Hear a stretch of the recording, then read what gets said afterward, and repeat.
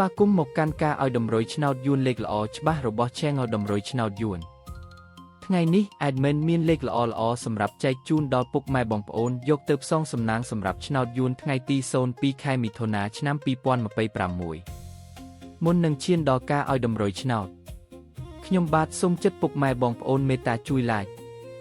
Subscribe Comment និងដាក់សញ្ញាកណ្ដឹងឲ្យ Admin ម្នាក់មួយផងដើម្បីជាការលើកទឹកចិត្តក៏ដូចជាដើម្បីតាមដានវីដេអូតម្រុយឆ្នោតថ្មីៗផងដែរ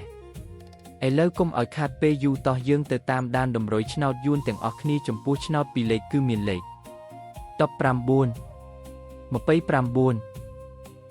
04និង72សម្រាប់ ABCD សម្រាប់លេខអូសខ្ទង់គឺមាន10អូសនិង70អូសសម្រាប់លេខអូសចំពោះឆ្នោត3លេខគឺមានលេខ805គុណ052គុណនិង772គុណបាទឥឡូវនេះវីដេអូតម្រុយឆ្នោតរបស់ Admin គឺបានដល់ទីបញ្ចប់ហើយ